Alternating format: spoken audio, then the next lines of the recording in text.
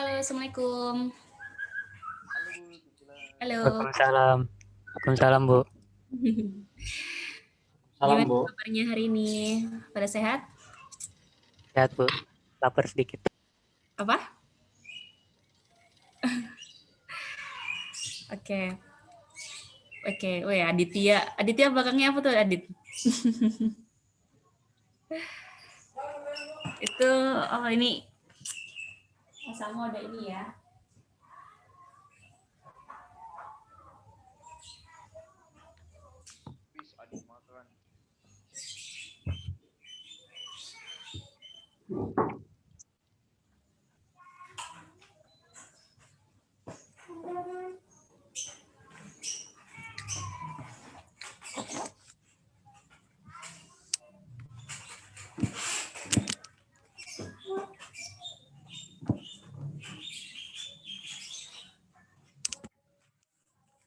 Oke, sambil nunggu yang lain, kita coba lihat ini ya, wawasan ada 3 menit nih video bagus. Kalian sebelumnya udah pernah dengar belum augmented reality? Pernah, Bu, pernah. Pernah? Ya. Apa yang kalian tahu soal augmented reality? Dia jadi kayak nyata gitu, Bu, pakai alat Pakai apa? kayak kacamata. Oke. Alat kayak kacamata, jadi kita bisa melihat kayak nyata gitu, Bu. Oh, oke. Coba saya putarkan videonya ya. Bu, maaf, Bu, saya izin sebentar. Oke.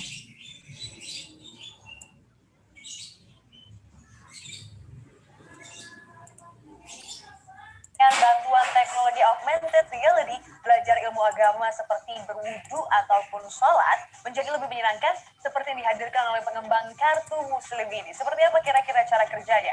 Berikut liputannya untuk Anda.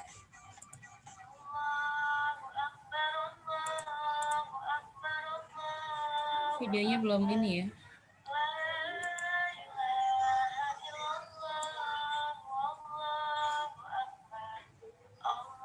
Ini adalah cara baru Firdaus mengenal makna bulan suci Ramadan.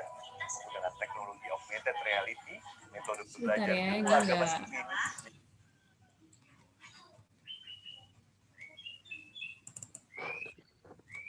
Anak Anda bosan belajar ilmu agama? Jangan khawatir, dengan bantuan teknologi Kedengeran augmented nggak? reality, belajar ilmu agama seperti Kelihatan ya? berwudu ataupun Iya, Bu. sholat Kelihatan. Oke. Coba Anda perhatikan. bosan belajar ilmu agama? Jangan khawatir, dengan bantuan teknologi augmented reality, belajar ilmu agama seperti berwudu ataupun sholat menjadi lebih menyenangkan seperti yang dihadirkan oleh pengembang kartu muslim ini. Seperti apa kira-kira cara kerjanya? Berikut liputannya untuk Anda.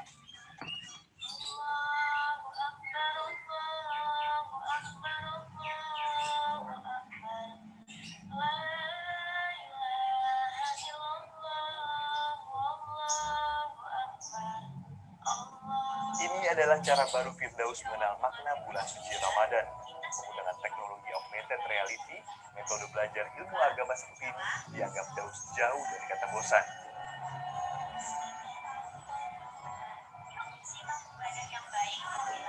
Dia juga ada gambarnya, bikin bikin semangat anak kecil belajarnya. Kartu muslim ini adalah hasil kolaborasi perusahaan Kim Karsten dan Ustadz Wijayanto. Dimudahkan, jangan dibuat lari. Jangan-jangan anak kita bukan nggak mau agama, tetapi karena kita salah dalam mengajarkan agama. Untuk itulah kemasan materi itu menjadi penting, bukan sekedar konten. Berangkat dengan misi meningkatkan ilmu agama Islam pada pengguna anak yang terlanjur akrab dengan ponsel pintar dengan tampilan interaktif. Selain mendengar audio, pengguna juga bisa melihat sekaligus menghafal gerakan seperti pada pelajaran guru salat ini. Masukkan air ke hidung dan keluarkan. Asyhadu an la ilaha illallah wahdahu la syarika lah. Awal-awal ini kita gimana cara mereka untuk engage dulu gitu. Jadi mereka suka dengan wah produknya seru nih, lucu, ada karakternya gitu, dan kita buat itu menarik dulu bagi mereka. Jadi mereka nggak merasa kalau itu dipaksakan gitu. Tapi kita sebagai orang tua juga bisa berperan sebagai guru dengan fasilitas gadget tersebut.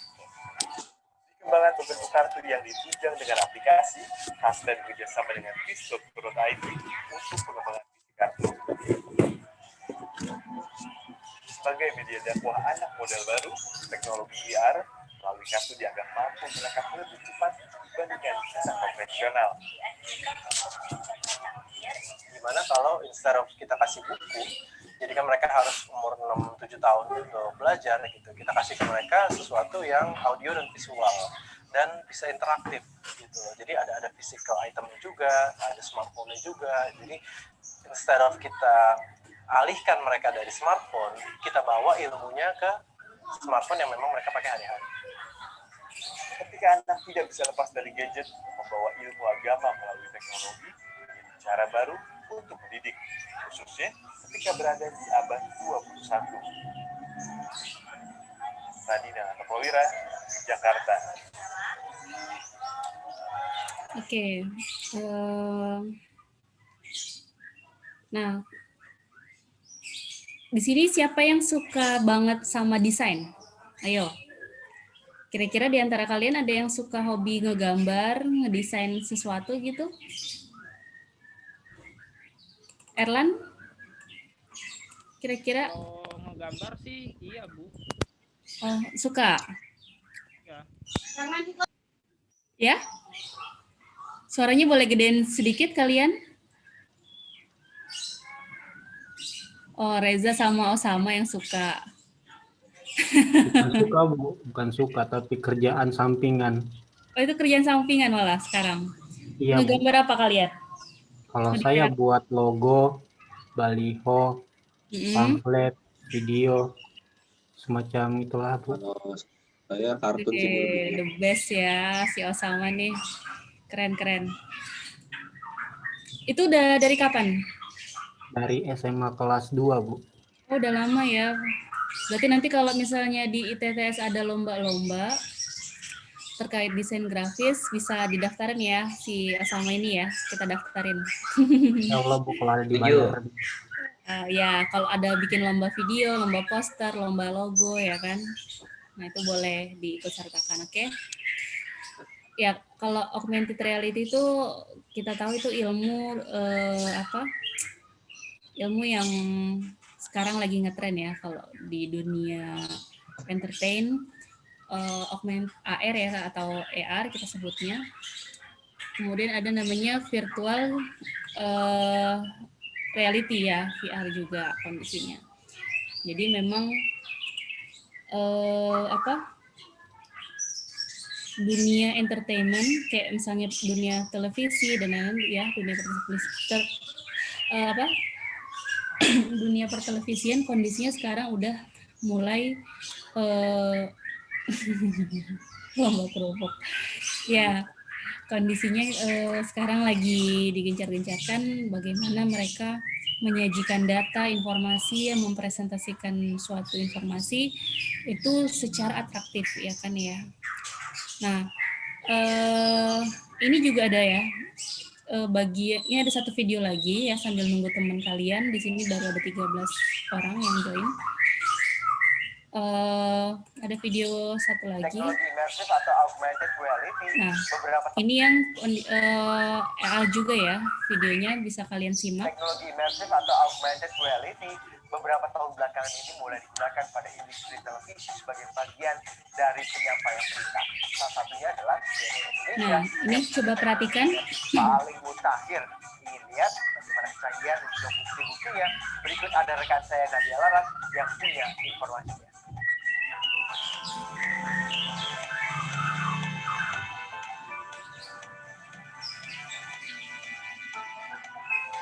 Teknologi imersif yang juga merupakan bagian dari augmented reality adalah cara baru menambahkan realitas maya ke dunia nyata dengan bantuan komputer grafis.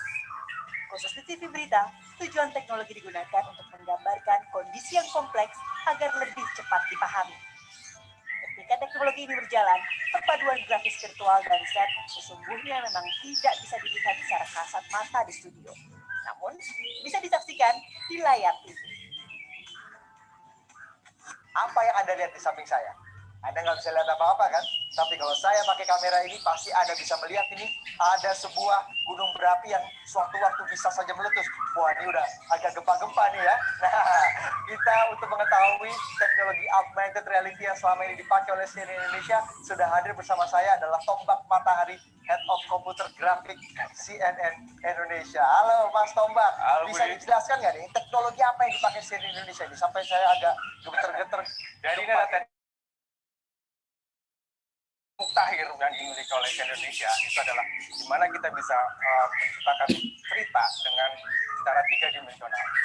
Kita akan mencoba menghadirkan serealitas mungkin untuk pemirsa. Jadi kalau misalnya gunung api nih, jadi kita bisa gambarin gimana asapnya di atas, gitu kan. Kemudian gimana sekelilingan landscape dari sebuah gunung, kemudian gimana nanti misalnya kalau dia keluar magma itu seperti apa, berapa jauh dan Arahnya kemana, warnanya gitu seperti ya. apa, kemudian kita lihat di situ ada kandungan asapnya apa. Jadi ini lebih kaya ceritanya.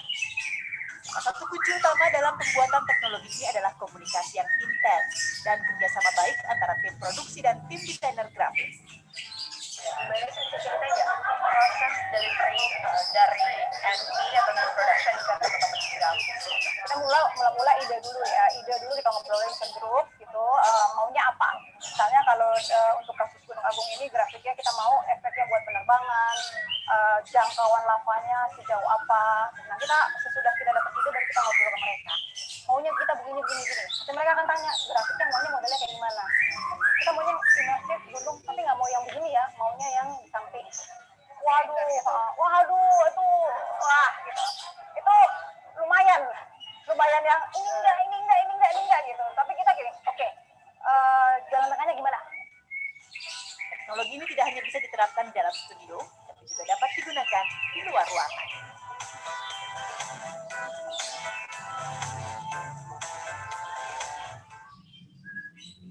Oke.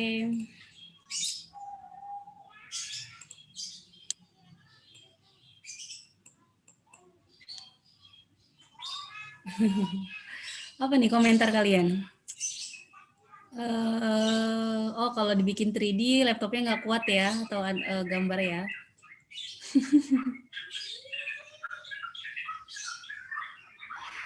Nah, kalian coba mulai kalau yang pengen laptopnya lebih performanya lebih oke, coba dari sekarang kalian tabungin dari hasil uang jajan kalian, lama-lama nanti juga jadi banyak. Itu kalian coba beli aja laptop yang udah pakai SSD ya. Itu memang kencang banget sih, maksudnya daripada HDD. Nanti kalian yang laptop yang lama bisa kalian jual, nanti hasil penjualannya kalian tambahin buat beli yang SSD, itu kalian tabungin. Nah, itu bisa banget nanti buat kalian dukung belajar kalian selama nanti kalian kuliah di ITTS gitu ya. Bu, ini buatnya pakai software sendiri apa bahasa program? Dia ada software, dia kayak aplikasi editing video kayak gitu-gitu dia modelnya sebenarnya ya. Jadi nggak pakai bahasa pemrograman sih, maksudnya minim kayak gitu. Kalau Mac OS udah ada SSD, Bu. Kayaknya kurang tahu ya, kalau kebetulan belum pernah pakai Macintosh. Tapi rata-rata kalau Macintosh memang dari dulu sampai sekarang itu kenapa memang harganya lebih mahal, karena memang diperuntukkan laptop itu Macintosh itu buat orang-orang yang suka desain, orang-orang yang suka desain grafis, yang suka editing foto, video, itu memang lebih bandel dan memang pixelnya lebih bagus daripada laptop biasa. Merek-merek yang lain selain Macintosh. Kayak Apple gitu kan, dia memang diperuntukkan untuk orang-orang yang senang di dunia kerjanya desain grafis kayak gitu. Ya, seperti itu ya. Oke, ini udah agak lengkap ya, lumayan ada 14 anak. Bu, boleh izin bertanya nggak, Bu? Iya, mau tanya apa? Iya, dalam informatika, kira-kira bahasa Inggris itu seberapa penting ya, Bu, dalam dunia informatika? Penting banget. Maaf, Bu, sebelumnya kalau bisa share screen-nya tolong langsung ke aplikasi atau ke Chrome-nya, Bu. Terima kasih. Oh, oke. Udah ya, udah kelihatan ya. Ke slide-nya udah kelihatan? Kelihatan, Bu. Kelihatan. Udah kelihatan, Bu. Oke, kalau tadi kosong atau ngeblank atau gimana?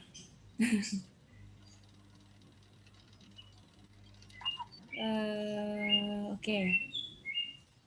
Ya memang kalau dalam kita dunia kerja ya itu untuk dialog percakapan bahasa Inggris, kalau misalnya kalian bekerja di perusahaan yang katakan sudah nasional atau multinasional yang udah sampai taraf internasional, bahkan memang itu sangat penting ya. Pentingnya memang ketika kalian nanti berdiskusi, kalian nggak hanya sama orang Indonesia aja, bisa jadi sama orang-orang yang memang ekspatriat ya. Ekspatriat itu istilah dari orang-orang bule yang di luar negeri sana yang bekerja di Indonesia ya.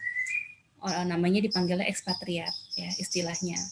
Nah, rata-rata kalau kita ingin menduduki posisi penting di dalam suatu perusahaan, katakan misalnya nggak hanya cuman sebagai staff ya, inginnya nanti jangka panjangnya saya ingin jadi manajer, jangka panjangnya saya ingin jadi owner. Nah, itu disarankan memang untuk bisa menggunakan berbahasa Inggris dengan baik ya, dengan fasih. Minimal ketika orang berbicara kita ngerti dan kita bisa balas meskipun memang nggak sefasih se-fluently orang-orang di luar sana gitu kan, karena kan memang lidah kita kan lebih banyak kan Indonesia gitu kan ya, udah biasa ngomong sehari-harinya, tapi memang ya minimal kita ngerti pasif dalam artian orang ngomong apa kita ngerti apa yang kita mau tulis. Kalau misalnya kita ditunjuk sebagai notulensi dalam suatu meetingnya biasanya itu kan kepake banget ya kan. Nanti seiring waktu ya kalian bisa jam terbangnya lebih banyak lagi dalam berinteraksi, berdialog sama orang-orang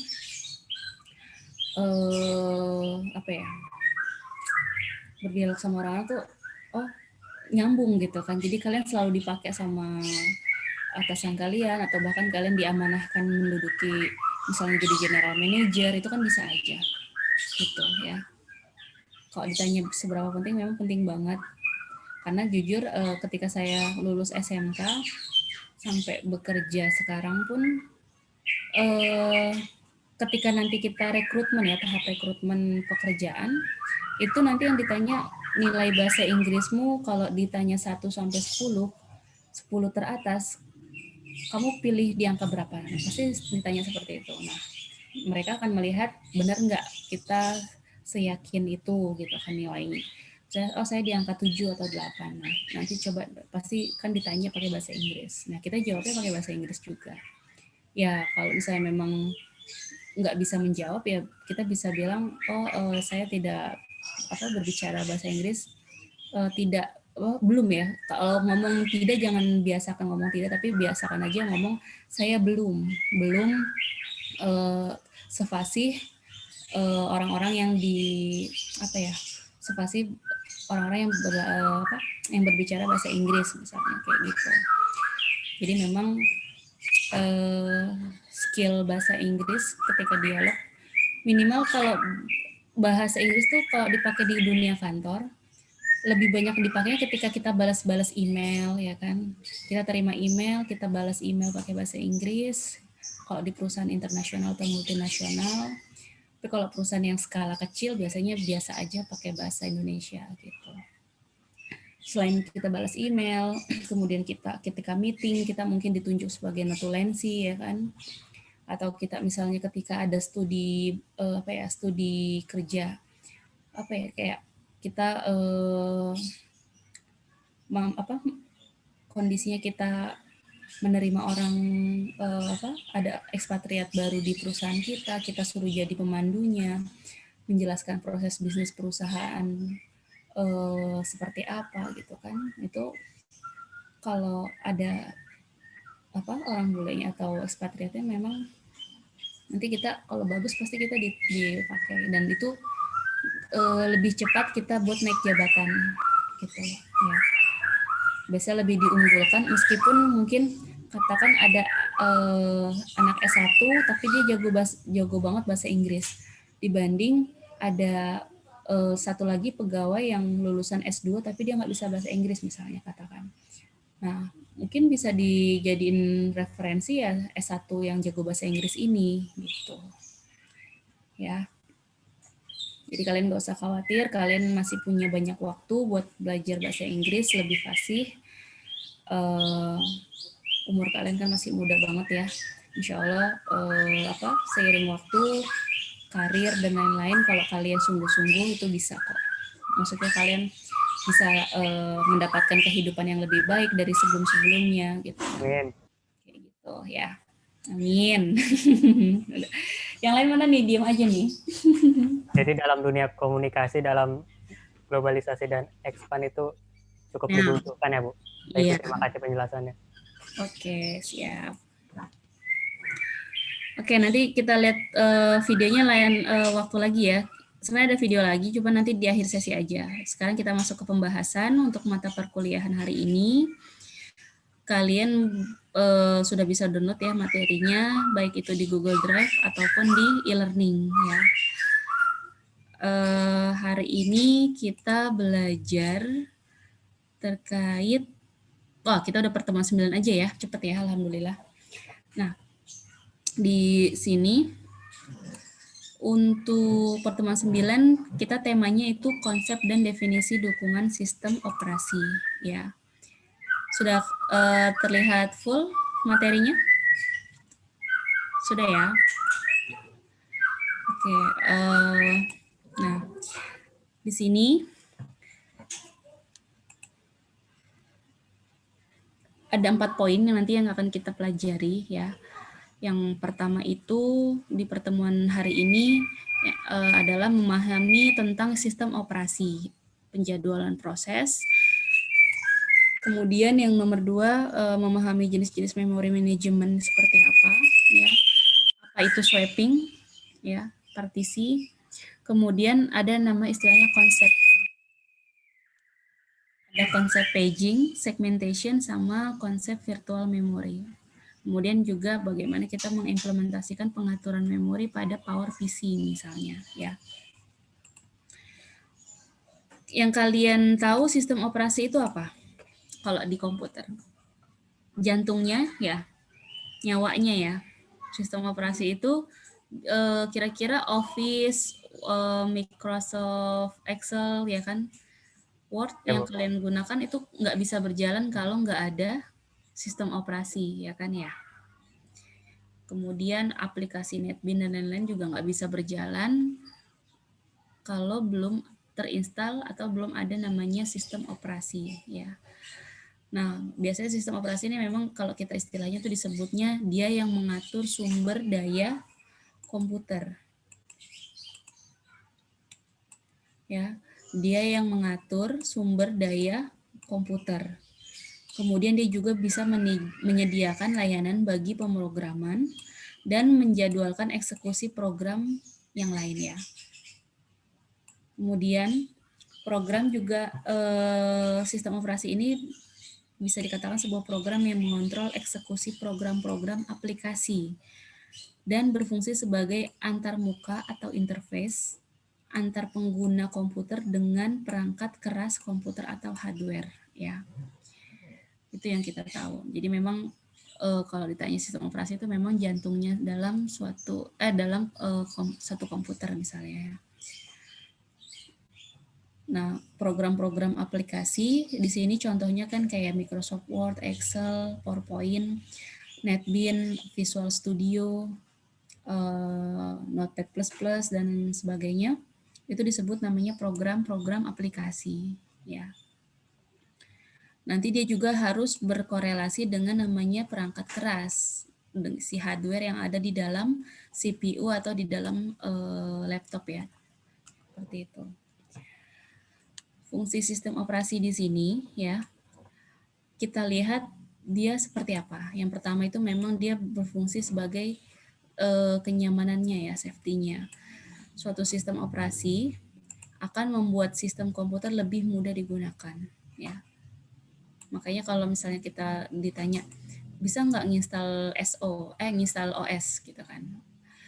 Nah, di situ kalian kan ditanya, oh mau yang apa, Linux atau Windows ya kan. Nah, itu kan perusahaan pembuat OS ya, sistem OS itu membuat memang sedemikian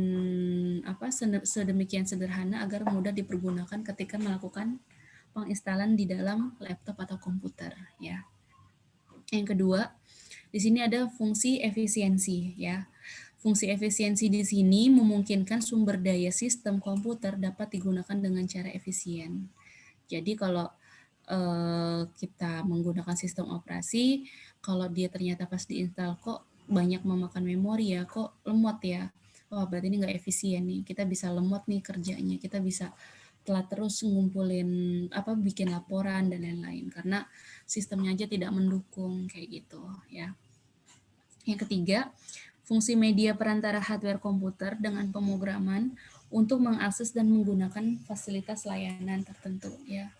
Jadi sistem operasi ini sebagai media perantara hardware. Jadi kalian kalau menginstal OS ya, pasti kan di dalamnya juga nanti ada istilahnya driver ya, install driver.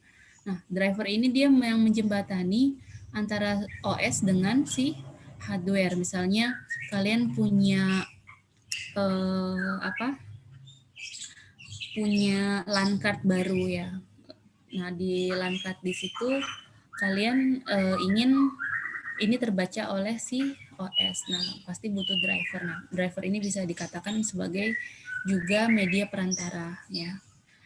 Kemudian yang keempat itu menyembunyikan detail hardware dari pemrogram ya. Maksudnya apa? Dia menyediakan interface yang nyaman untuk pemrogram. Jadi memang kalau kita install OS, ada yang bisa kita jangkau sama mana yang enggak ya.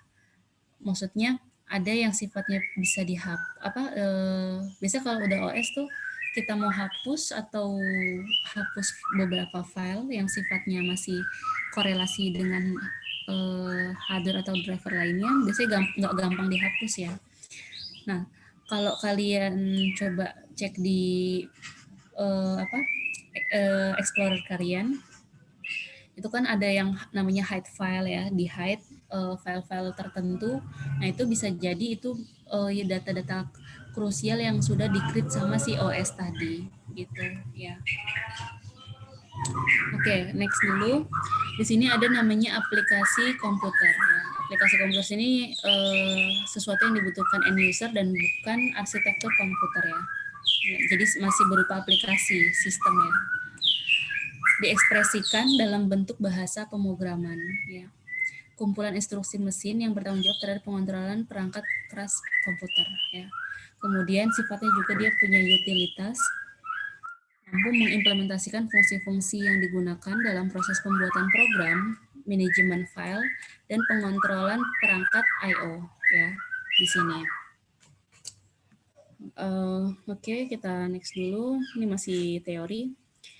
Nah, di sini yang kita lihat apa sih yang ditawarkan sama si OS ini ya, layanannya apa aja. Dia bisa dikatakan sebagai pembuatan program ya. Sistem operasi menyediakan fasilitas dan layanan untuk membantu pemrograman dalam pembuatan program. Layanan ini dikenal dengan namanya utility ya.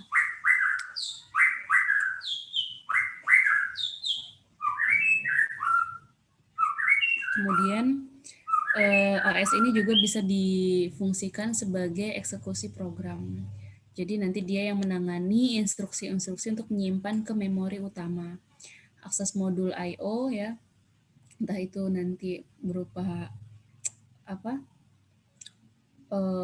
kayak misalnya I/O kan contohnya kayak mouse ya kan, terus kemudian sound ya kan, untuk sound kecil misalnya kalian mau tempelin di laptop kalian, kemudian flash disk dan lain-lain ya.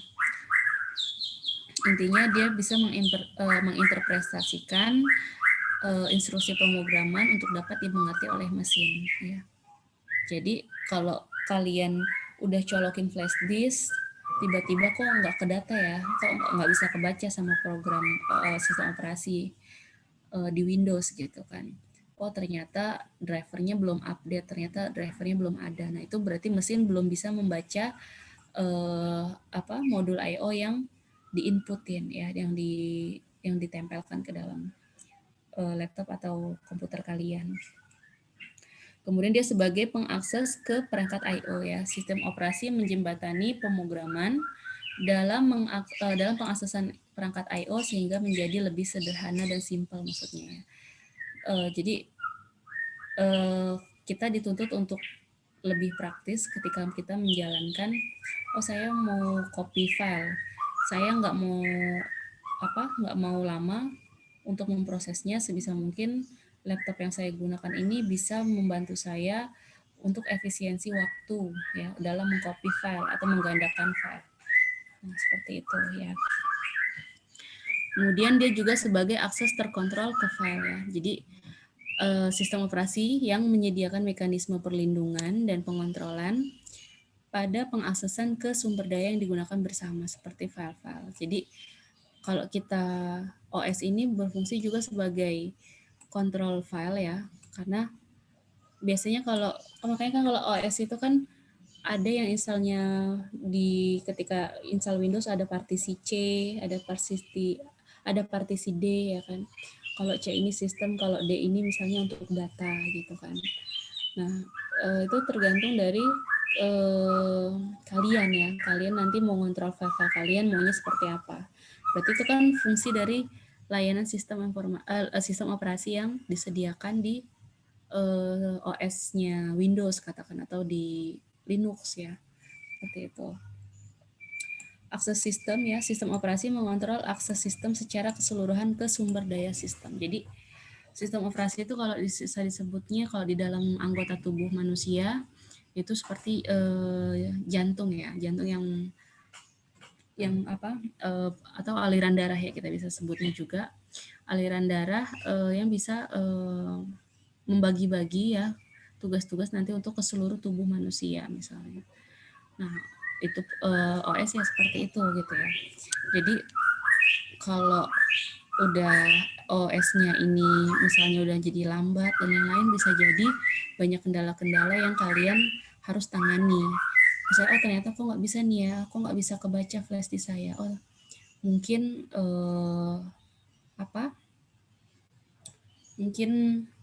belum diupdate drivernya misalnya, atau drivernya salah ya, bukan nggak cocok dan lain-lain.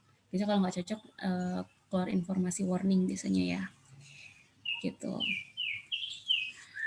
Oke, kemudian di sini sistem operasi sebagai manajer sumber daya ya.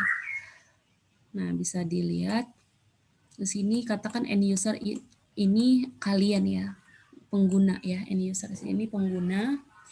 Nah di mana si pengguna ini ya taunya cuman di layernya di application program ya, di application program. Di application program ini ya contohnya kayak kita berinteraksi menggunakan Microsoft Word, Excel ya, menggunakan aplikasi misalnya Paint ya kan, kayak gitu, itu masuk ke basisnya application program di layer teratas ya di sini. Nah, kemudian kalau udah membahas terkait utility-nya ya, berarti ini udah ranahnya si katakan programmer ya.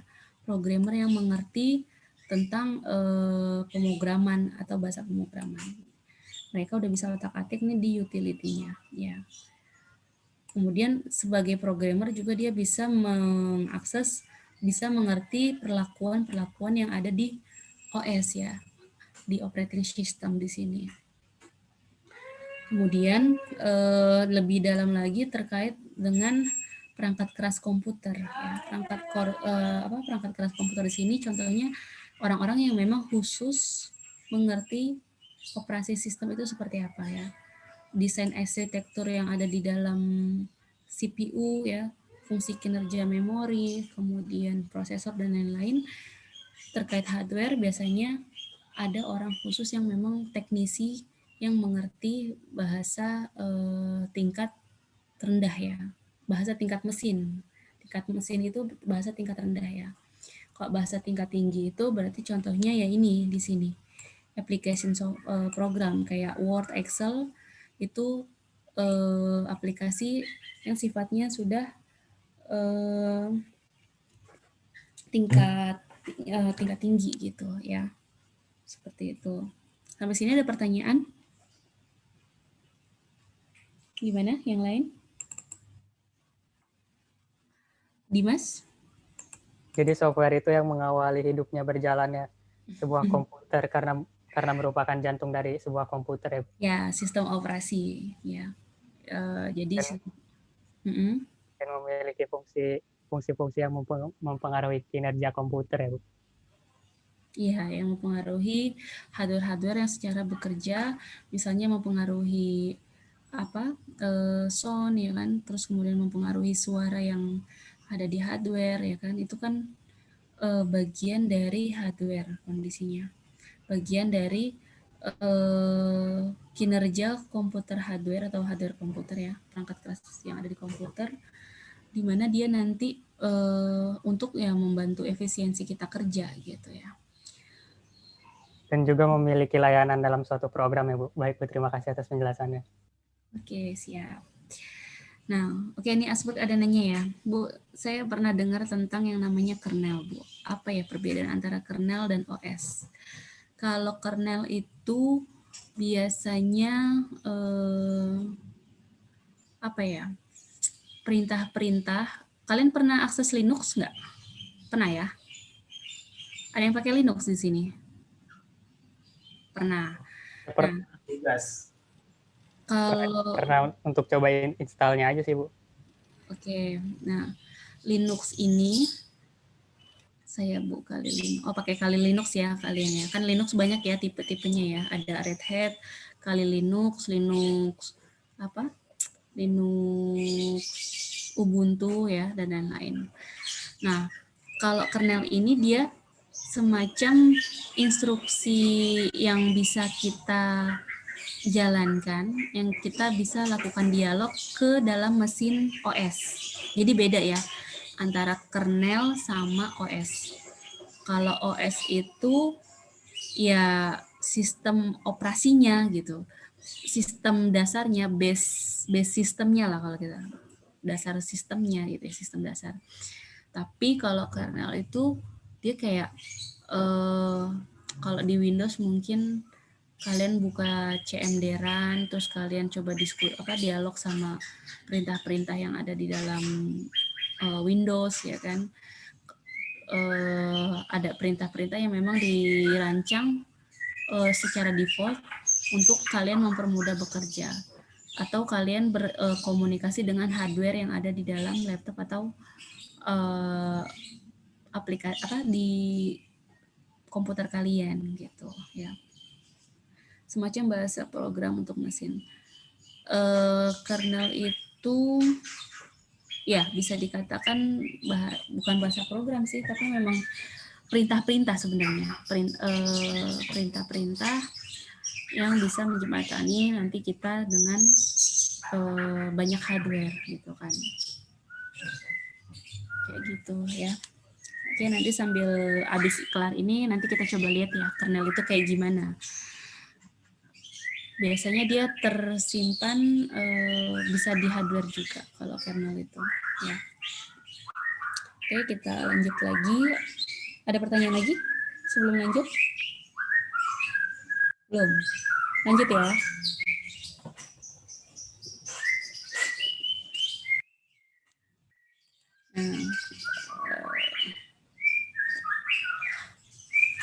Oke, di sini sistem operasi sebagai manajer sumber daya animasi ya. Nah, di sini ada istilahnya komputer sistem ya. Komputer sistem di sini terdiri dari memori ya. Memori ini terdiri dari OS software sama dari program dan data. Selain memori di sini juga ada istilahnya namanya di dalam sistem komputer ada namanya prosesor ya. Ada istilahnya I/O controller ya, seperti ini. Nah, I/O controller ini nanti akan saring korelasi ke I/O device gitu ya. Contohnya di sini ada printer, ada keyboard, ada joystick ya, ada NIC ya. NIK ini apa ya? Nanti coba kita cek ini ya. Ana lupa nih NIC. NIC ini apa? Ya. Nah, di sini juga misalnya contohnya di sini di dalam I/O controller dia sebagai perantara untuk menghubungkan ke storage ya, baik itu OS, ada program, ada juga data di sini ya. Jadi memang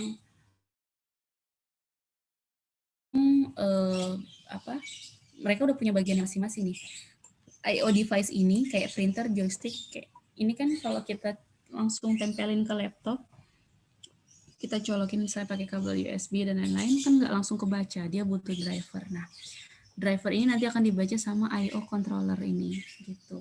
Nanti baru dibagi-bagi lagi, dia apakah nanti berupa program, kalau printer kan, untuk ketika melakukan scanning ya, kita melakukan scan data, scan file, nanti kan ujung-ujungnya ke program ya, program untuk cetak scan ya di sini.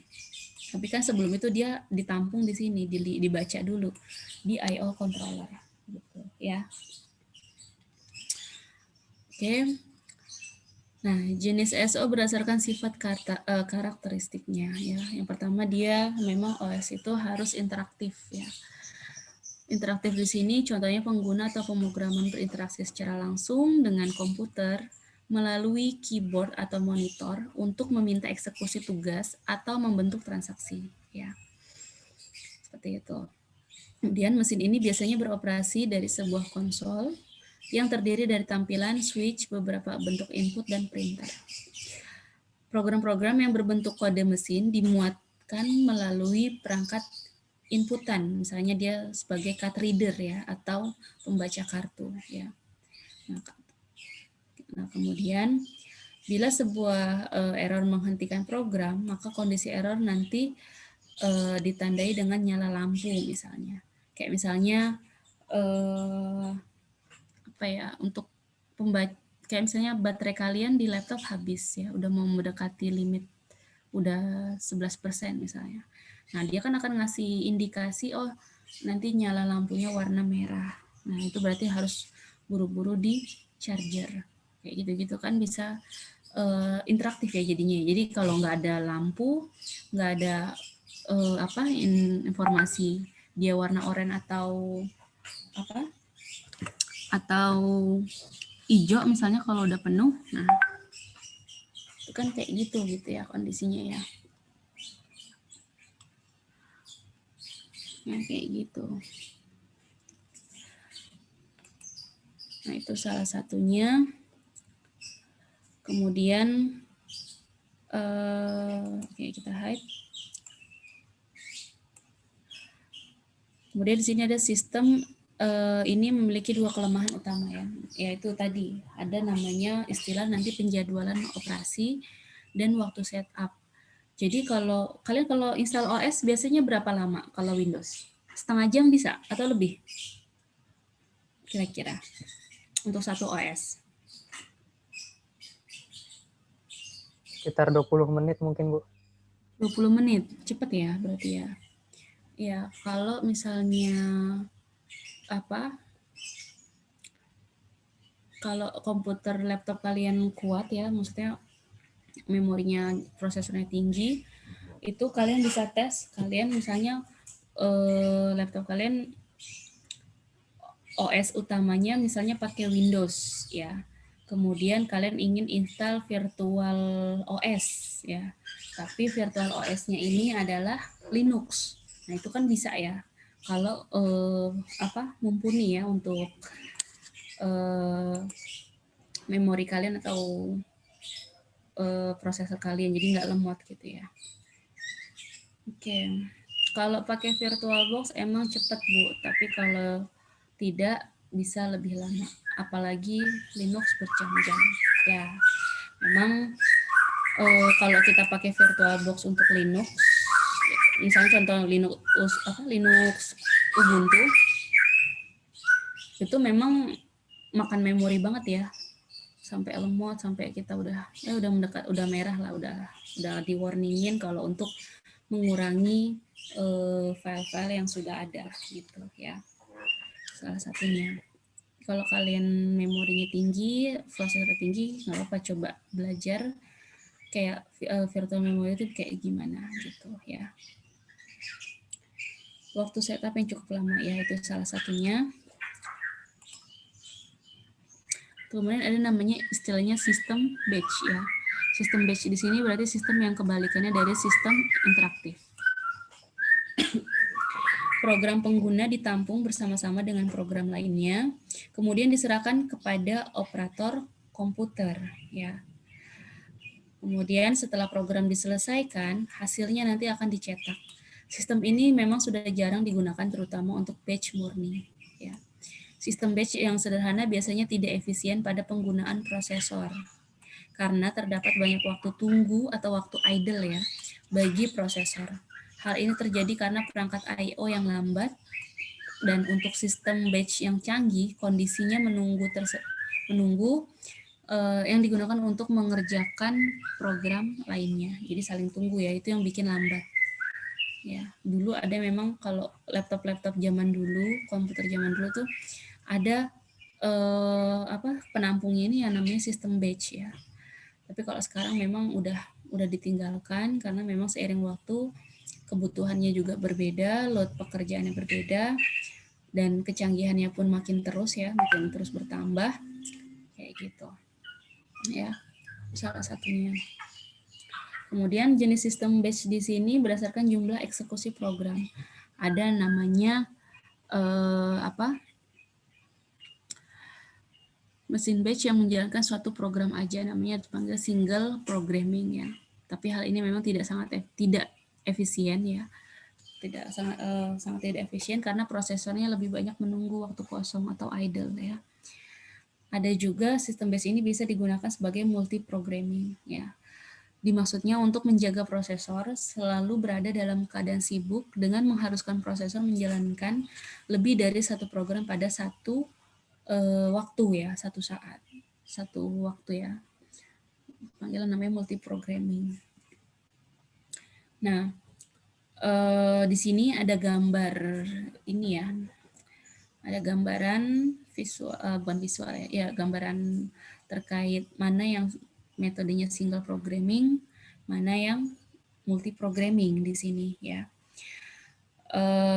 Kita lihat di sini yang pertama ya, yang di atas ini. Nah, ini batasannya. Nah,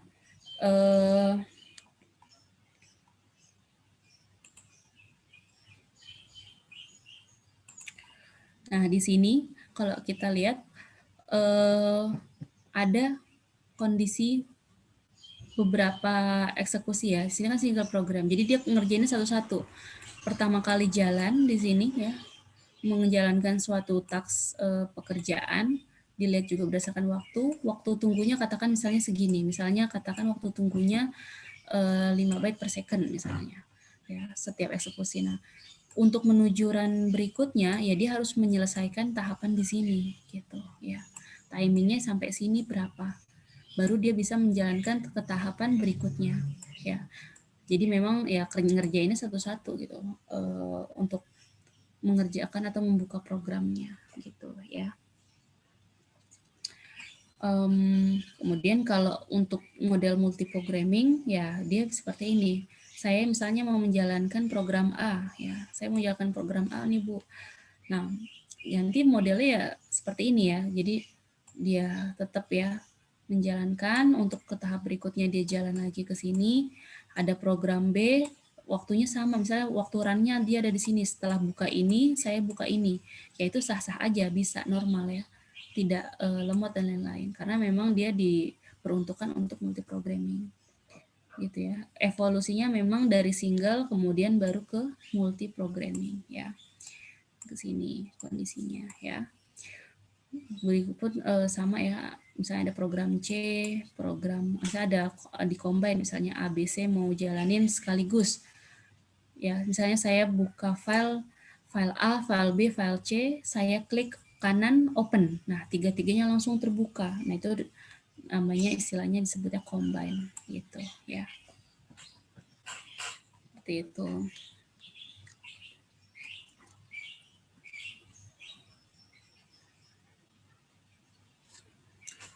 Oke, di sini ada namanya paradigma sistem operasi modern ya. Nah ini kalau multiprogramming ya ada banyak sejumlah job atau tasks ya atau programming yang dipertahankan berada di dalam memori, di mana setiap job atau program saling bergantian dieksekusi oleh prosesor. Ya. Prosesor ini selalu memang jadinya menjadi keadaannya selalu sibuk terus ya si prosesor ini karena memang dia sedang digunakan dalam waktu yang dalam satu waktu tapi banyak job ya di dalamnya. Nah, hal yang paling penting inilah kenapa kita harus melakukan penjadwalan. Kalau kalian nanti bekerja di perusahaan besar, biasanya ketika kalian berinteraksi dengan sistem atau dengan mesin ya, kayak misalnya kalian kerja di pabrik roti, sari roti misalnya ya. Kalian misalnya bekerja di pabrik gula gitu kan.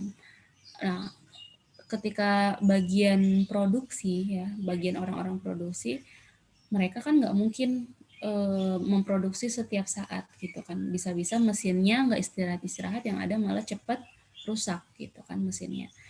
Makanya penting banget dilakukan penjadwalan. Misalnya kalau misalnya Senin sampai Jumat normal ya, ini mesin akan dinyalakan jam operasionalnya untuk pembuatan roti ya pagi sampai sore aja gitu. Atau pagi jam berapa, siang jam berapa, sore jam berapa. Tapi kalau weekend nanti nggak dipergunain karena memang roti ini bisa diperuntukkan hanya untuk Senin sampai Jumat aja di kantor. Nah, itu kondisi bisa aja. Atau tergantung dari proses bisnis yang kalian jalani, yang kalian terapkan gitu ya. Nah, penjadwalan proses di sini dia sebenarnya terbagi menjadi 2 fokus ya. Kita sebutnya tugas ya. Penjadwalan di sini berarti isinya kumpulan-kumpulan kebijakan dan mekanisme di sistem operasi yang berkaitan dengan urutan kerja yang dilakukan oleh sistem komputer ya. Kemudian sedangkan proses sendiri merupakan unit kerja terkecil yang secara individu memiliki sumber daya atau unit kepemilikan sumber daya gitu ya. Nah, tugas penjadwalan di sini atau scheduling terbagi menjadi 2. Yang pertama itu memutuskan proses yang harus berjalan ya. Dia melihat proses mana nih yang kira-kira yang udah harus di-start duluan gitu ya. Kemudian yang kedua juga bisa memutuskan kapan dan selama berapa lama nih proses nanti yang akan dijalankan gitu ya. Apa misalnya dalam hari itu dia cukup 1 jam itu ya. Nah, tipe-tipe penjadwalan di sini terbagi menjadi 2 ya. Yang pertama ada penjadwalan jangka panjang dan yang kedua itu ada namanya penjadwalan jangka pendek. Penjadwalan jangka panjang atau tinggi ya. Di sini tugasnya dia biasanya menentukan program yang diloloskan kepada sistem untuk diproses mengontrol derajat multiprogramming ya. Atau juga dia bisa membantu membatasi derajat multiprogramming untuk memberikan layanan maksimal bagi sekumpulan proses ya. Jadi dia karena memang load jobnya tinggi, banyak ya, banyak task yang harus dijalankan, makanya dia di sini akan memaksimalkan mana yang dalam sekumpulan proses ini yang dijalankan duluan gitu ya. Maka dilakukan penjadwalan. Eksekutif relatif tidak sering membuat keputusan secara garis besar tentang diambil atau tidaknya proses. Kalau pendek berarti kebalikannya ya, atau disebutnya biasa istilahnya namanya dispatcher ya. Dispatcher di sini memang ya hanya 1-2 kali aja eksekusi gitu ya, tidak sering. Dia mengeksekusi, membuat keputusan yang lebih detail tentang job yang akan dieksekusi untuk kesempatan selanjutnya. Jadi kalau misalnya saya ingin membuat timer di dalam laptop saya ketika jam 5 pagi, jam 7 dan lain-lain. Nah, di situ nanti kan dieksekusi nih alarmnya ya kan, alarm di dalam laptop nanti seperti apa. Nah, kemudian kalau misalnya saya klik waktu tunda, apakah dia nanti akan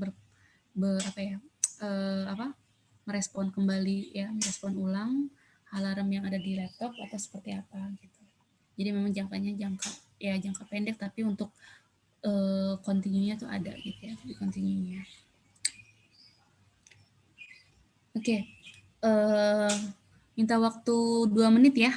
Kita break sebentar ya, biar agak refresh. Gimana? Iya, Bu. Oke, Bu. Oke. Baik, Bu. Siap. Kalian yang mau minum, silahkan, atau ke belakang, oke?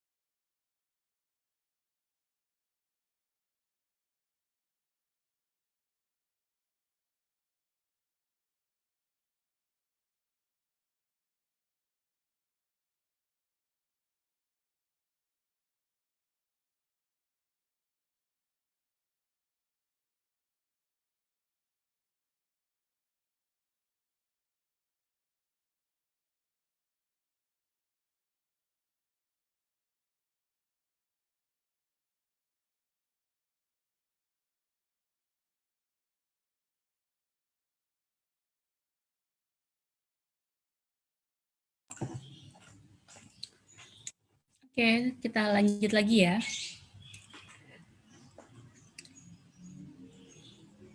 Halo. Oke. Iya, Bu. Iya, Bu. Iya, Bu. Ya. Oh ya, kalian udah absen belum nih? Absen dulu kalau yang belum. Nanti lupa. Udah ya? Udah absen? Bu izin sholat zuhur. Ya, oke. Sama silakan sholat zuhur dulu.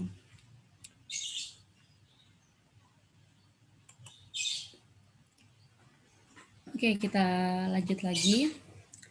Di sini ada namanya penjadwalan jangka panjang sama penjadwalan jangka pendek ya. Sebenarnya kalau kondisinya ada istilahnya juga penjadwalan jangka menengah. Tapi kalau jangka menengah ini biasanya tidak terlalu signifikan ya. Karena memang yang lebih banyaknya ini jangka panjang sama jangka pendek aja ya. Nah, penjadwalan jangka panjang di sini istilahnya disebut namanya batch QQ ya di sini. Di mana di dalamnya ini program-program interaktif sifatnya kayak misalnya Adobe Photoshop, Visual Studio, Adobe Premiere ya kan untuk bikin editing video gitu. Itu yang sifatnya jangka panjang karena memang kan dia interaktif ya, maksudnya untuk kebutuhannya, nggak hanya cuman sekedar ngetik dan lain-lain gitu ya. Nah, kemudian di sini ada kalau jangka menengah itu namanya ready QQ ya. Sebelum dia ke CPU ya, yang jadwal jangka panjang ini memang dia harus melewati tahapan jangka menengah dulu baru jangka pendek ya. Di sini ya jangka pendeknya. Kalau jangka pendek ada istilahnya kalau maaf. Nah, ini ya ada istilahnya namanya suspend block QQ ya. Ya, di sini kalau kita lihat panahnya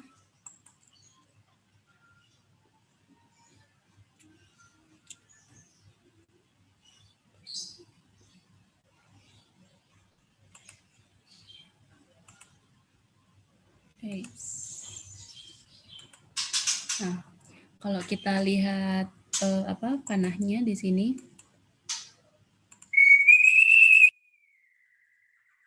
dia akan ditampung di sini ya, di memori ya, di CPU di sini ya. Nah, tapi kalau dia belum berhasil untuk diloloskan di sini, misalnya ada hal-hal yang misalnya suka ada box error dan lain-lain, biasanya nanti akan dilakukan suspend ya. Suspend ini kayak bisa dikatakan kayak not responding-nya lah. Kalau kalian buka task manager, misalnya ada not responding, di situ kan ada end process, ada yang sedang berjalan, performanya berapa persen, ya kan? Nah, itu bisa terlihat dari situ. Itu istilah dari suspend block aja ya di sini. Tapi dia sifatnya udah QQ di sini. Nah, algoritma penjadwalan di sini banyak banyak jenisnya ya. Ya, menerapkan ada namanya strategi non primitif ya. Non preemptif ya. Nah, kemudian di sini ada 4 ya. Ada istilahnya di sini ada FIFO ya, first in first out, ada SJF atau shortest job first. Kemudian ada HRN atau highest ratio next di sini. Kemudian ada juga MVQ ya. MVQ di sini dia multiple feedback QQs ya di sini. Kita nggak belajar algoritmanya karena memang ini sebenarnya harus ada interaksi dengan hardware-nya ya. Kita tahu dulu keempatnya di sini ya. Tapi kalau yang sifatnya preemptive di sini ada logika namanya round robin, ada perhitungan logika algoritmanya SRF, shortest remaining first, ada PS atau priority scheduling, sama GS ya atau guaranteed scheduling di sini ya. Nah, ini memang kita banyak lebih teori ya di sini, kita belum bisa banyak praktek. Kriteria untuk mengukur optimasi kinerja penjadwalan ya. Yang pertama ini di sini ada namanya fairness ya. Fairness itu berarti adil ya. Berarti proses-proses yang dilakukan harus sama ya, mendapat jatah waktu pemrosesan yang sama dan tidak ada proses yang tidak kebagian layanan pemrosesan sehingga mengalami namanya starvation ya. Kemudian penjadwalan itu sifatnya harus efisiensi ya. Efisiensi di sini dia bisa memperhitungkan proses dengan perbandingan rasio waktu sibuk atau waktu bukan waktu idle ya. Berarti dia ada perhitungannya. Ini kalau lagi loadnya tinggi, perhitungannya kira-kira mengcopy di file berapa banyak waktu yang dibutuhkan gitu ya. Kemudian ada namanya waktu tanggap atau response time ya. Kemudian ada sistem interaktif.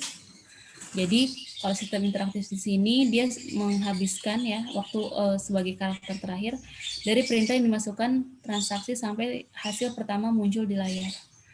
Terminal ini maksudnya tempat eksekusi perintah-perintah ya. Terminal itu tempat eksekusi untuk perintah-perintah. Ada kalau di Linux itu namanya terminal, kalau di Windows itu command prompt ya, bisa jadi ya seperti itu. Sistem real time ya di sini. Real time atau waktu nyata difungsikan sebagai waktu dari saat kejadian, baik itu internal atau eksternal, sampai instruksi pertama rutin layanan yang dimaksud akan dieksekusi. Nah, istilahnya namanya event response time. Sasaran jadwal biasanya kita meminimalkan waktu tanggap. Meminimalkan waktu tanggap di sini maksudnya sebisa mungkin penjadwalan itu efisien ya. Maksudnya waktunya kira-kira bisa nggak ya kalau kita jadwalkan ini hanya berjalan selama setengah jam tapi tidak melebihi waktu yang telah ditetapkan misalnya. Ya, itu gimana logika algoritmanya ketika penjadwalan gitu. Ada istilah namanya memory management. Ya, memori sini pusat kegiatan pada sebuah komputer karena setiap proses yang akan dijalankan harus melalui memori terlebih dahulu. Kalau sistem operasi ya itu ya mengatur banyaknya proses ke dalam suatu memori. Memori harus digunakan dengan baik ya sehingga dapat memuat banyak proses dalam satu waktu di sini ya. Oke, ini istilah-istilah aja ya sebenarnya. Ada alamat logika sama fisik. Kalian kalau otak-atik laptop, otak-atik hardware, biasanya kan ada nomor logika ya. Kalau di handphone mungkin kayak nomor email, nomor IP address-nya berapa ya kan. Nah, kalau alamat logika itu berarti dia IP address-nya ya, yang dibentuk sama CPU, bisa disebut juga dengan alamat virtualnya. Bisa dirubah-rubah kalau IP address, tapi kalau alamat fisik kayak nomor email atau nomor apa? Kok di laptop apa namanya alamat fisik? Ada yang tahu? Ibu lupa ada ya nama istilahnya apa ya? IP ya, Bu? Ya, kan kalau IP kan alamat logika ya. Kalau alamat fisik itu yang nempel di mesin di chipsnya motherboard itu loh. Apa namanya ya? Aduh, lupa banget.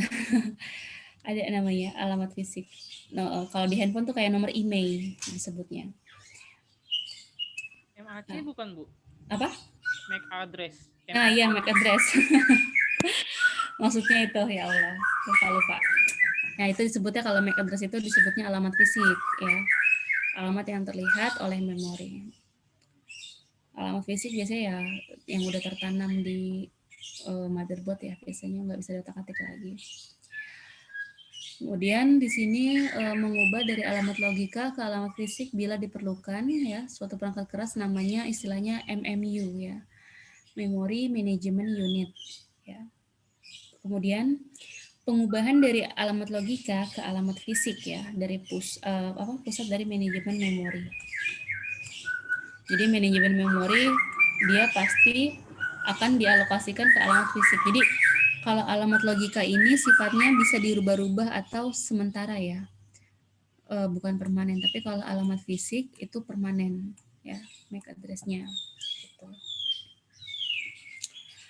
Istilah swapping ya. Swapping di sini dia proses yang harus berada di dalam memori ya, biar dapat dijalankan. Proses dapat di-swap sementara keluar. Ini bukan swab corona ya, beda ya. Oke. Swap di sini di-swap sementara keluar memori sebuah penyimpanan cadangan. Nanti ujung-ujungnya juga dikembalikan kembali ke dalam memori ya. Ada istilah namanya roll out roll in, di mana disebut penjadwalan swapping pada prioritas. Proses berprioritas rendah di-swap keluar memori agar proses berprioritas tinggi dapat dimasukkan dan dijalankan ke dalam memori. Ya. Nah, ini pengalokasian memori. Kalau ini istilah aja ya, sebenarnya ini kita tidak mempelajari juga tidak terlalu, tapi ini untuk ilmu pengetahuan aja.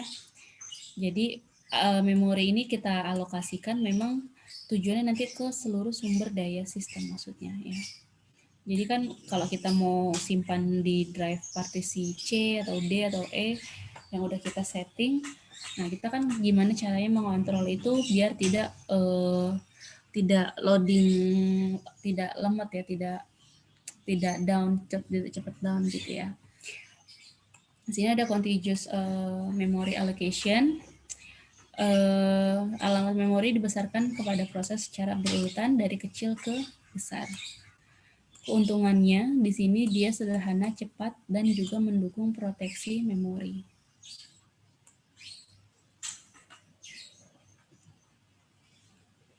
Kemudian di sini ada kerugiannya ya. Tidak semua proses dialokasikan di waktu yang sama. Akan menjadi sangat tidak efektif dan mempercepat habisnya memori ya. Oke, ini yang proteksi memori.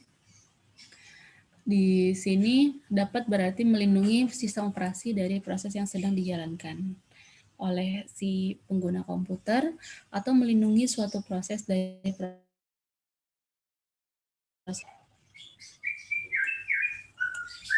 gitu ya. Kita kayaknya punya video ya. Kita ada video.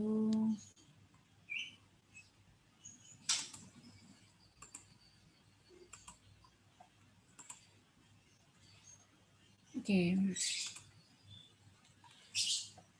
Kita coba lihat videonya ya.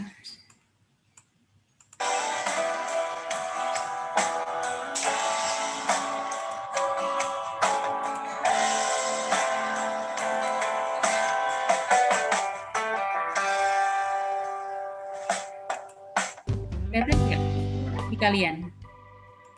Algoritma penjadwalan Udah ya? Sudah, Bu. Oke, ini visual.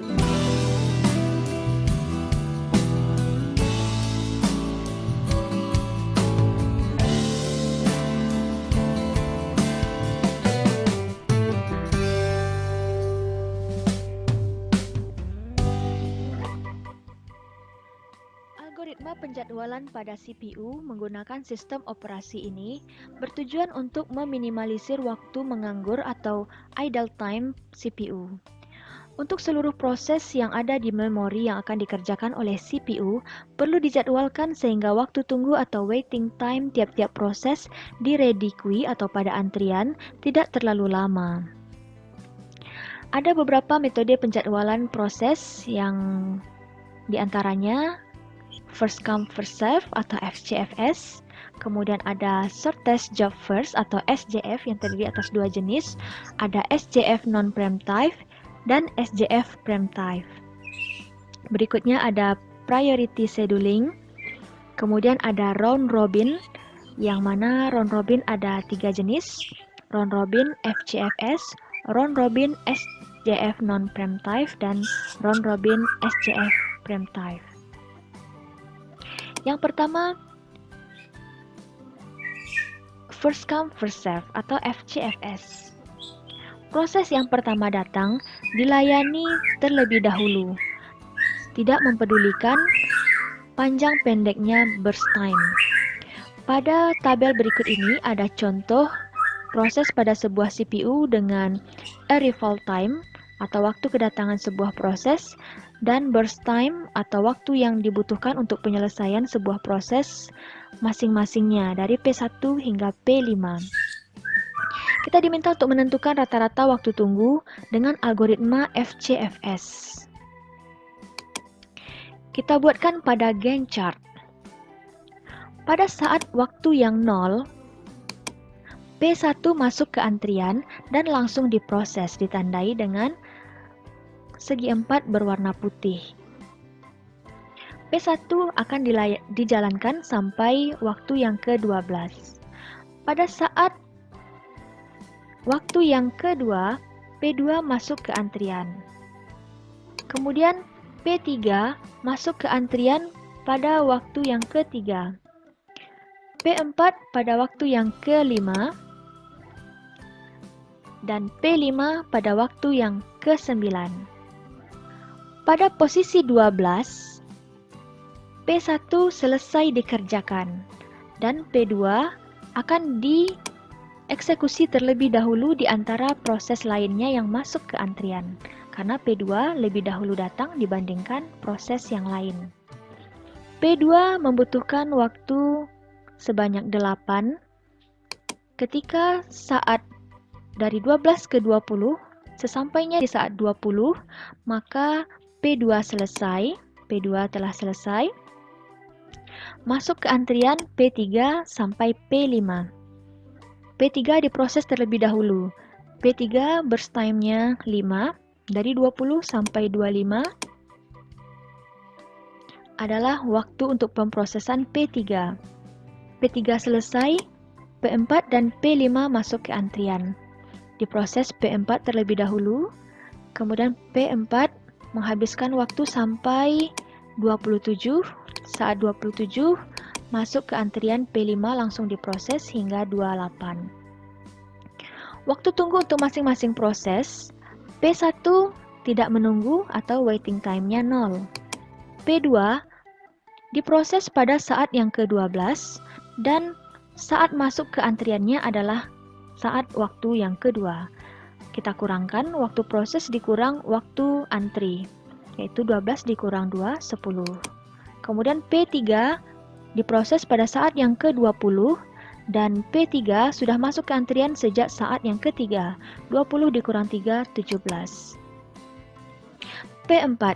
P4 diproses pada saat yang ke-25 dan P4 ini mulai antri pada saat yang ke-5. 25 dikurang 5. Kemudian P5. P5 diproses pada saat yang ke-27 dan sudah masuk ke antrian pada saat yang ke-9. 27 kurang 9, 18. Kita jumlahkan semuanya, 65. Dan kita tentukan rata-rata waktu tunggu untuk semua proses. Jumlah waktu tunggu untuk semua proses dibagi jumlah proses. 65 dibagi 5, 13 satuan waktu. Algoritma yang kedua adalah Shortest Job First atau SJF yang non-preemptive. Pada jenis ini, jika ada proses yang datang dengan arrival time yang sama, maka proses yang burst time-nya paling kecil atau pendek akan dilayani terlebih dahulu. Berikut ini kita selesaikan tabel dengan algoritma SJF non-preemptive. Kita gambarkan pada Gantt chart. Pada saat 0, P1 dengan nilai burst time-nya 12 masuk ke antrian, langsung diproses. Pada saat yang kedua, P2 masuk ke antrian dengan nilai burst time 8. Saat yang ketiga, P3 masuk ke antrian dengan nilai 5 untuk burst time. Saat yang kelima, P3 masuk ke antrian dengan nilai burst time 2. Saat yang ke-9, P5 masuk ke antrian dengan nilai burst time 1. P1 diproses hingga waktu yang ke-12 karena tidak ada yang mempunyai waktu kedatangan yang sama dengan P1. Dan pada SJF non-preemptive ini tidak ada proses yang akan mendahului proses yang pertama. Pada saat yang ke-12, semua proses yang berada di antrian akan bersama-sama masuk ke antrian. Karena proses yang pertama telah selesai. Nah, saat semua proses memiliki arrival time yang sama, maka ditentukan proses yang akan dieksekusi dengan nilai burst time yang paling kecil, yaitu P5. P5 diproses dari waktu yang ke-12 sampai waktu yang ke-13. Saat yang ke-13, masuk proses yang berikutnya P2, P3, dan P4. Dipilih proses dengan burst time yang terkecil yaitu P4, kemudian P4 diproses sampai waktu yang ke-15. Di waktu yang ke-15, masuk ke antrian P2 dan P3. Dipilih yang paling pendek burst time-nya yaitu P3, dari 15 sampai 20 untuk memproses P3. Kemudian P2 masuk ke antrian pada saat yang ke-20 dan diproses hingga waktu yang ke-28. Waktu tunggu untuk P1 adalah 0. P2 diproses pada waktu yang ke-20. Kemudian P2 sudah masuk ke antrian pada saat yang kedua. 20 dikurang 2, 18. P3 masuk ke antrian pada saat yang kelima. Pada saat yang ketiga. Dan diproses pada saat yang ke 15. 15 dikurang 3, 12. Lanjut dengan P4.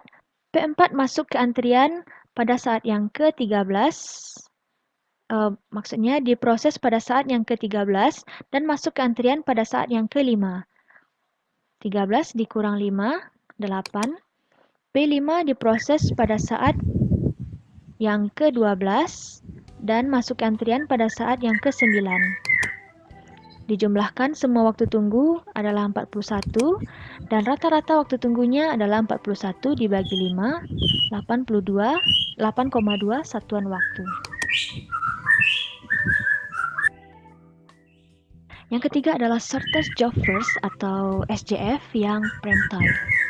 Jika suatu proses sedang dikerjakan, kemudian ada proses lain yang datang atau menginterupsi, di mana burst time-nya lebih kecil dari sisa waktu proses yang sedang dijalankan, maka proses lain ini akan dikerjakan terlebih dahulu, dan sisa dari proses yang sebelumnya tadi akan dikembalikan ke ready queue atau ke antrian.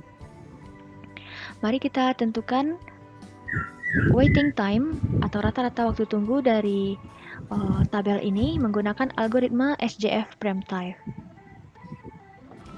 Pada saat 0, P1 masuk ke antrian dan langsung diproses. Kemudian, pada saat yang kedua, datang P2 dengan burst time 8. P2 sebagai interupsi akan langsung diproses. Dari saat 0 sampai 2, P1 masih menyisakan 10 proses lagi yang disimpan di antrian. P1 disimpan ke antrian sebanyak 10. P2 diproses, kemudian saat waktu yang ketiga, P3 masuk ke antrian, langsung diproses. P3 mempunyai burst time 5. Sisa dari burst time untuk P2 disimpan pada antrian. Dari 2 ke 3, P2 masih menyisakan 7 proses lagi. Diproseslah P3, kemudian di saat yang kelima, masuk P4. P4 mempunyai burst time 2. P4 langsung diproses. Sisa dari P3 di saat yang ketiga tadi, masih ada 3 yang masuk ke antrian. P4 diproses, karena P4 hanya mempunyai burst time 2, maka diselesaikan P4 ini dari 5 sampai waktu yang ke-7. Ketika P4 selesai, maka P3, P2, dan P1 masuk ke antrian. Dibandingkan burst time ketiga proses ini, maka P3 adalah yang mempunyai burst time yang terkecil, yaitu dengan nilai 3. P3 diproses, kemudian pada saat yang ke-9 masuk ke antrian yaitu P5. P5 mempunyai burst time 1. P3 melanjutkan ke waktu yang ke-9 ini.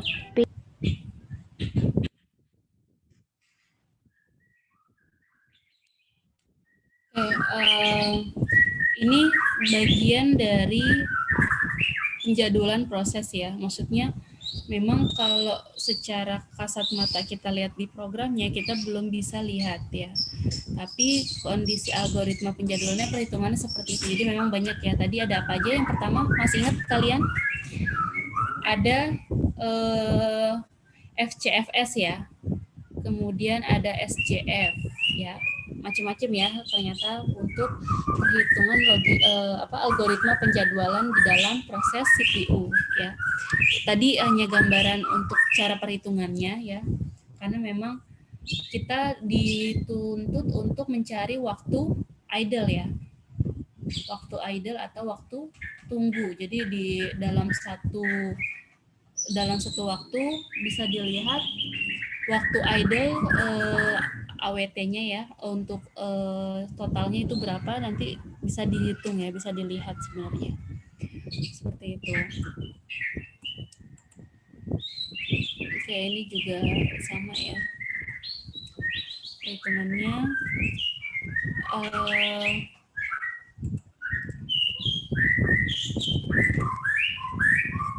sebenarnya ada ini lagi ya.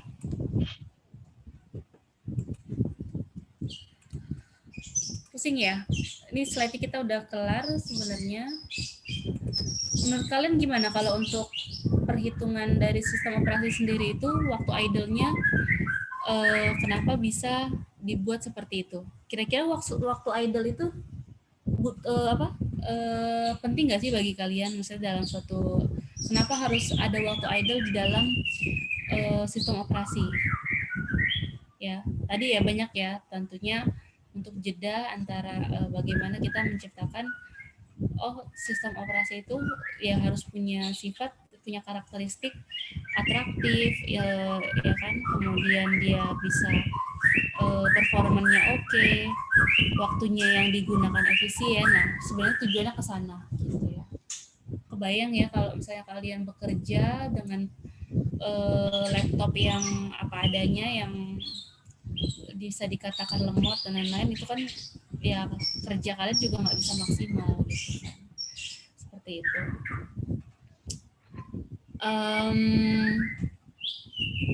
Sampai sini ada pertanyaan?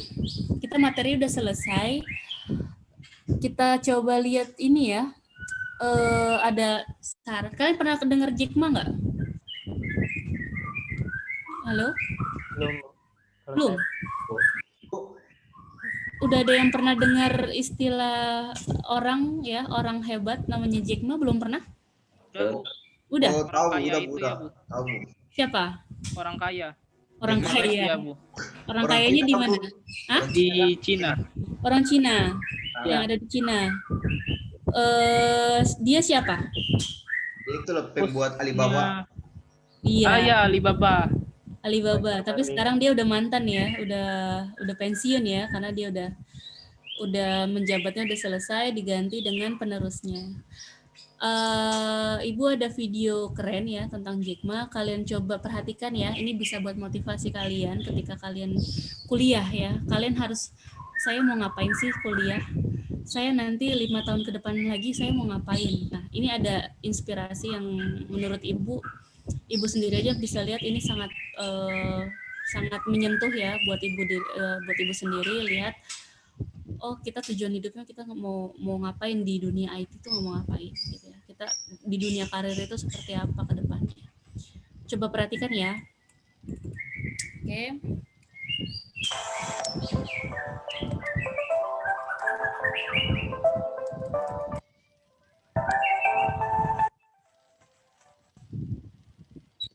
So 25 years old. Don't worry. Any mistake is an income. It's a wonderful revenue for you. So I told myself, told my young people, 40 years old, be a good student.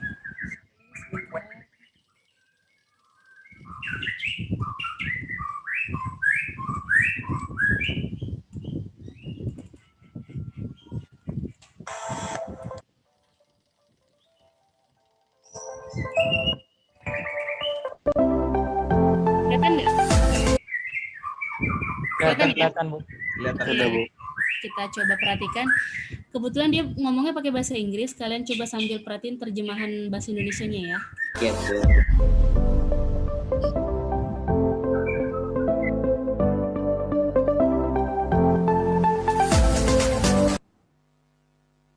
So 25 years old.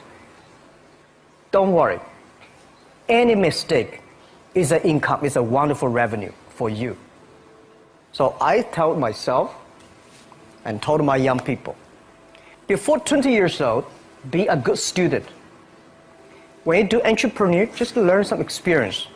Before 30 years old, follow somebody. Go to a small company. Normally in a big company, it is good to learn processing. You are a part of a big machine. But when you go to a small company, you learn the passion, you learn the dreams. You learn how to do a lot of things at one time. So before 30 years old, it's not which company you go, it's which boss you follow. It's very important. A good boss teaches you differently. And from 30 to 40 years old, you have to think very clearly, you're working for yourself if you really want to be an entrepreneur. When you're 40 to 50 years old, you have to do all the things that you are good at Don't try to jump into the new area. It's too late. You may be successful, but the rate of dying is too big. So 40 to 50, think about how can focus on things that you are good at. But when you are 50 to 60 years old, work for the young people. Because young people can do better than you. So rely on them, invest on them, making sure they're good. So when you are over 60 years old, spend time for yourself. On the beach, sunshine, right? It's too late for you to change normally. But this is my advice to the young people. 25 years old, make enough mistakes. Don't worry. You fall, you stand up. You fall, you stand up. Enjoy it. 25 years old, enjoy the show, enjoy the show. I did not have a rich father. Tried 3 times for university, all failed. I applied for Harvard for 10 times, all failed. They don't even want to see me. For the last time, I went to the Teachers College, which was considered the 3rd or 4th class of my city. So I applied jobs for 30 times, got rejected. It was so difficult at that time. I was so frustrated because I taught in the university. My pay was $10 a month. Because I could not find a good job in 1994, discussed that I'm going to do something called internet. And 23 of them against it. They said, this is a stupid idea. We have never heard about internet. And you know nothing about computer. And I never thought I was smart. Nobody believed that I could be successful. Because everybody say, well, this guy think differently, think crazily. They think about something that never worked. I tried to borrow $3,000 from the banks. It took me 3 months, but I still cannot get it. We talked to over 30 or 40 venture capitalists. Everybody said, no, forget it. A lot of people said Alibaba is a terrible model. As I said, I believe it. I think this thing could be big. I never thought it would be that big like today. But I believe that something is waiting for me there. And I have to work hard to prove myself. That was the tough experience. So we gathered $50,000 from 18 founders. We started. For the first 3 years, we did not have even $1 revenue from our business. It was not easy. Why it keeps going ahead, going forward? Because I received lots of email of thanks from the customer. They say, this is such a great thing. We cannot pay you, but this thing helped us. If you keep on helping us, one day you will be successful. And I believe this. Little by little, we build up our business. Little by little, we build up our ecosystem of the infrastructure. And now after 16 years, we have an Alibaba group, we have a Tmall group, we have a Taobao group, we have Alipay. And people said, you are so smart. How could you make a company like that? Bill Gates, Warren Buffett, Jack Welch, Larry Page, Mark Zuckerberg. The difference between those people and other people, they are always optimistic for the future. They never complain. They always try to solve the problems of the others. When you're optimistic, it's always opportunity. People, same here today. Jeff, where is the opportunity? I don't have a job. I don't have this, I don't have that. We are at the best time of this century. The best assets you have is that you are young. Don't complain. Let the other people complain. The opportunity always lies where people complain. Think about how you can make things different. Is there anything I can do that make the difference? And then when you think about this, start to do it.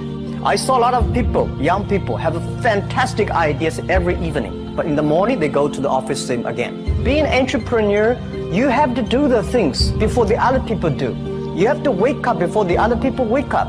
You have to be more brave than the others. Use your instinct. Everything you do is to the need of the customer. To everybody, to any person, tomorrow is new. Make the move, make the action.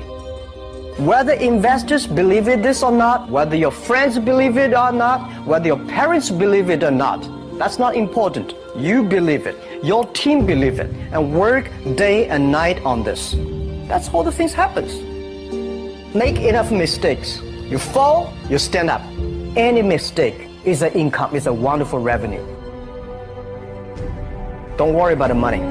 Money follow the people. People should follow the dreams. If you have a dream, just to go ahead. I think nobody can conquer the world. We only can serve the world. Either work for the others or work for yourself. And I choose the way, for myself.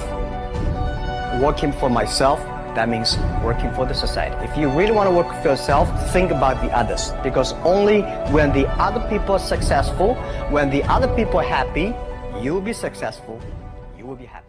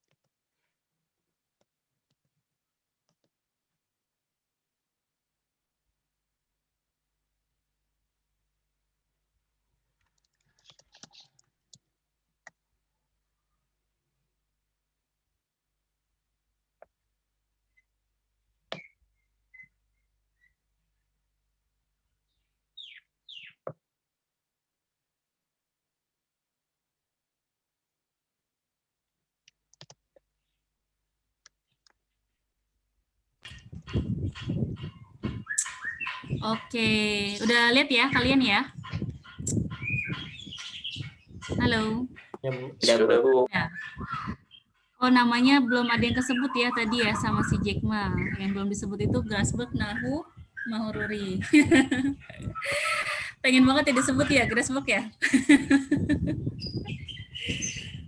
Impresif. Apa yang kalian tangkap dari video yang tadi kalian udah tonton? Nonton kan nih dari awal tadi? Nonton Bu dari awal. Nonton sampai akhir, benar? Ya Bu. Apa yang kalian dapat dari percakapan dialog tadi yang Jack Ma bilang? Apa yang kalian ingat aja? Coba saling infoin di sini. Intinya mungkin manfaatkan waktu dengan sebaik-baiknya mungkin ya Bu. Oke, terus apa lagi? Banyak loh tadi dia ngomong sebenarnya. Intinya selama masih muda jangan takut bertindak. Oke, apa lagi? Intinya mungkin karya aja, walaupun karyanya itu jelek tapi terus belajar dari kesalahan-kesalahannya itu. Ya, karena kesalahan itu adalah pendapatan terbaik ya. Setiap kesalahan yang kalian lakukan itu sebenarnya itu pendapatan atau income, nggak berupa uang, tapi itu yang paling baik, paling oke gitu ya. Apalagi? Ya, siap, Bu. Banyak loh. Ayo, Igoya tadi sampai tahu banyak poin kok.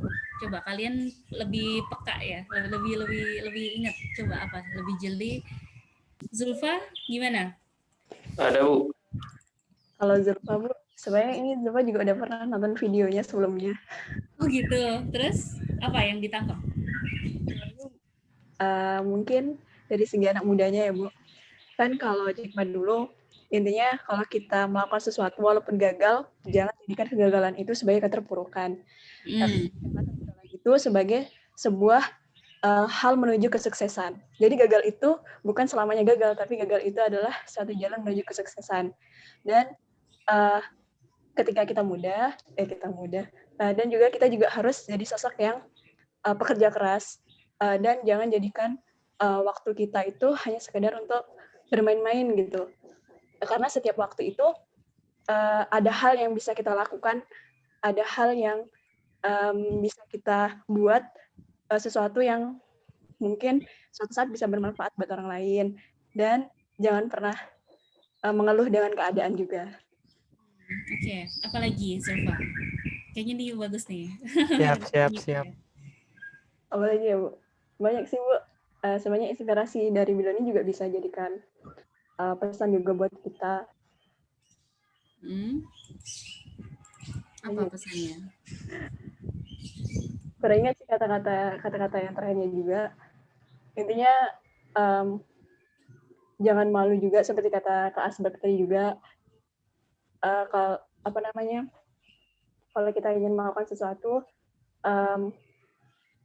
jangan tanggung-tanggung juga. Maksudnya jika itu baik, jika kita percaya sama diri kita, pasti selalu ada jalan buat apa yang kita usahain. Asal kita benar-benar melakukannya itu dengan usaha dan kerja keras itu tadi. Oke.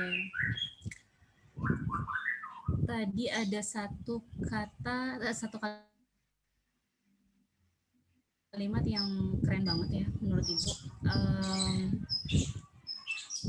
Umur kita yang saat sekarang ya, yang saat ini itu adalah aset terbaik kita di dalam hidup kita ya. Maksudnya apa? Kalian punya aset terbaik kan ya. Usia kalian sekarang berapa?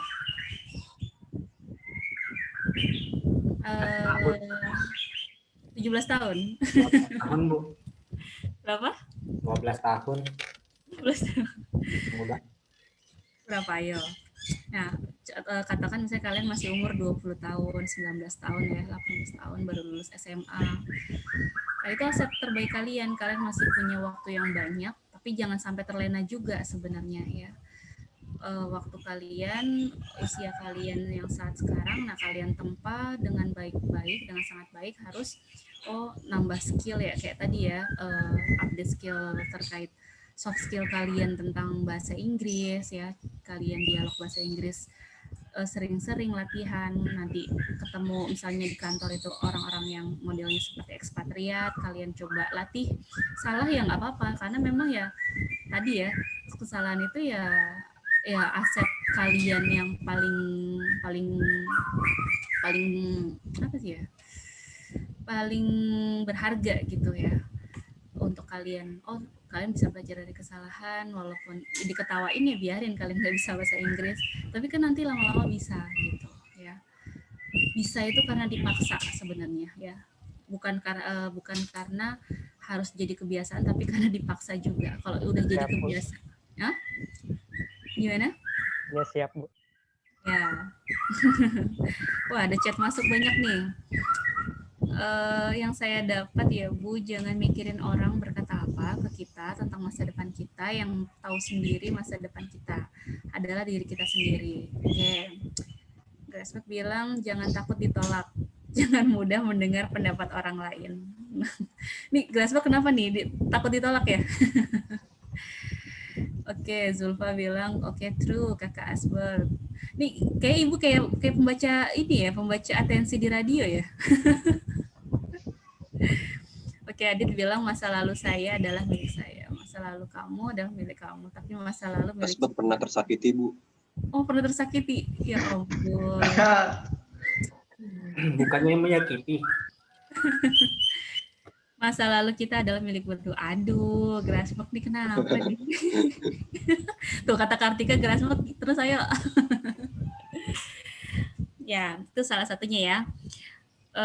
Tadi di video itu juga, nah kalian harus tadi ya, di umur 20-30 tahun kalian bekerja untuk orang lain, ya kan? Kalian belajar dari orang-orang hebat. Ya, kalian bekerja di perusahaan, kalian dekati orang-orang yang punya kemampuan sangat oke ya, nggak apa-apa kalian deketin, tapi dengan jalur yang yang sehat gitu ya, maksudnya. Kalian minta ilmu sebanyak-banyaknya di sana, kalian sharing, minta pendapat, ini kalau saya begini gimana ya, kalau saya gini jadinya nanti seperti ini baik nggak ya, nggak apa-apa, itu kita nanya, kita anggap mereka seperti orang tua kita gitu. Nah, ketika kalian nanti udah cukup ilmu kalian, ya kalian bisa berjalan dengan diri sendiri kalian tanpa harus bergantung di perusahaan itu, gitu ya. Di usia 30-40 kalian udah mikirin diri kalian sendiri. Dan pesan Ibu ya, kalau misalnya kalian udah usia di atas, sekarang sih nggak mungkin 30 ya, mungkin di usia 25 atau 27, itu kalian udah mikirin diri sendiri kalian mendingan. Jadi kalian udah bisa belajar dari usia 17 tahun kalian sampai usia 26 atau 25, kalian bekerja ngikut orang ya, cari ilmu sebanyak-banyaknya, seperti itu. Nah, nanti kalian ketika udah di perusahaan yang kalian kira-kira saya bisa settle di sini, bisa lama, mungkin bisa sampai tua, atau saya mau punya perusahaan sendiri, saya bikin sendiri bareng teman-teman. Nah, itu usahain kalau memang mau loncat-loncat perusahaan ke perusahaan yang bagus, itu jangan di usia 30 sampai 40. Kalian udah ketinggalan.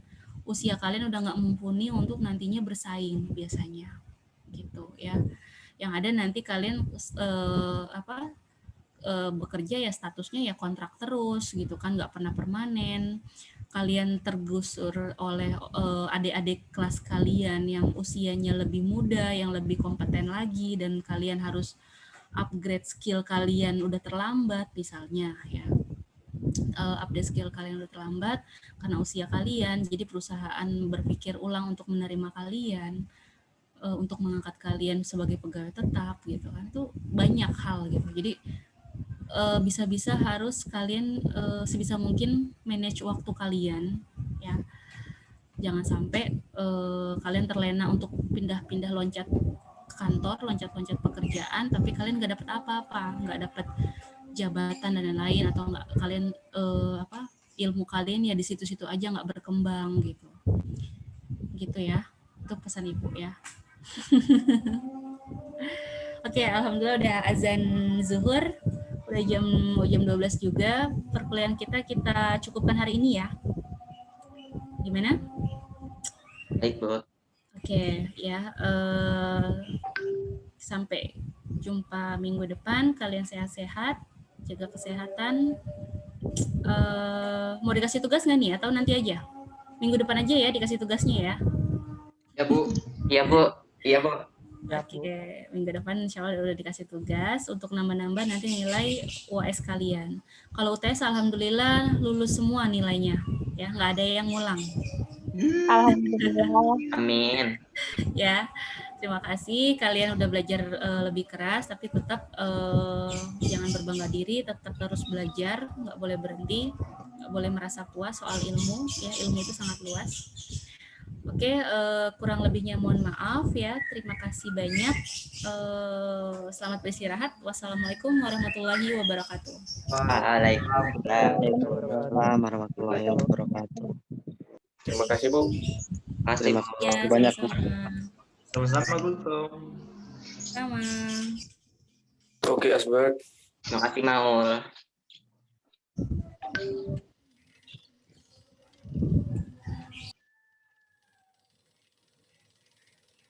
Makasih Erlan.